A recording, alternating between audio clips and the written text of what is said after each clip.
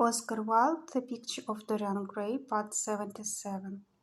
It seemed to him that in exquisite raiment and to the delicate sound of flutes the scenes of the world were passing in dumb show before him. Things that he had dimly dreamed of were suddenly made real to him. Things of which he had never dreamed were gradually revealed.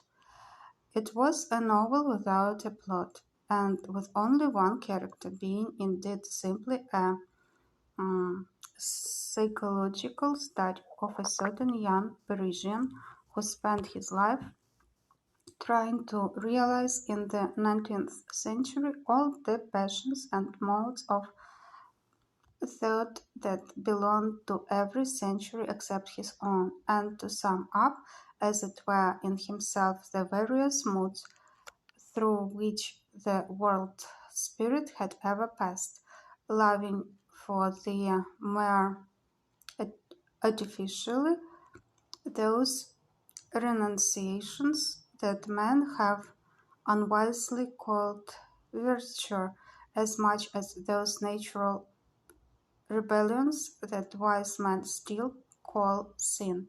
The style in which it was written was that curious jeweled style, vivid and obscure at once, full of argot and of archetypes, of technical expressions and of elaborate paraphrases that characterizes the work of some of the finest artists of the French school of symbolists.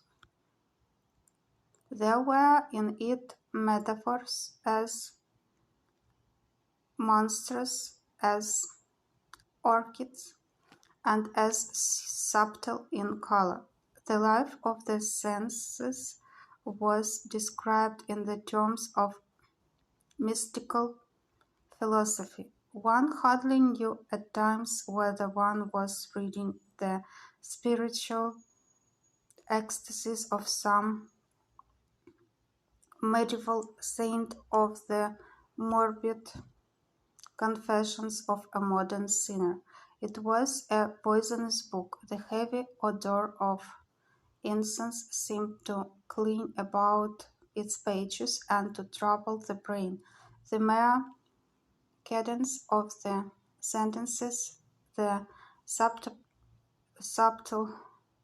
monotony of their music, so full as it was of complex refrains and movements, elaborately repeated, produced in the mind of the lad, as he passed from character to character, a form of reverie, a melody of dreaming that made him unconscious of the following day and creeping shadows.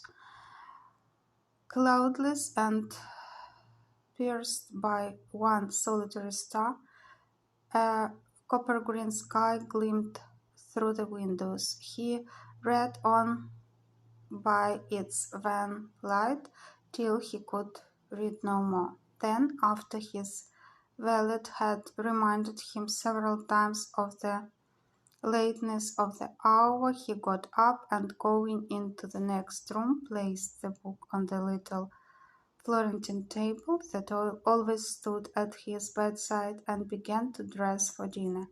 It was almost 9 o'clock before he reached the club, where he found Lord Henry sitting alone in the morning room, looking very much bored. "I'm so sorry, Harry," he cried, "but really it is entirely your fault.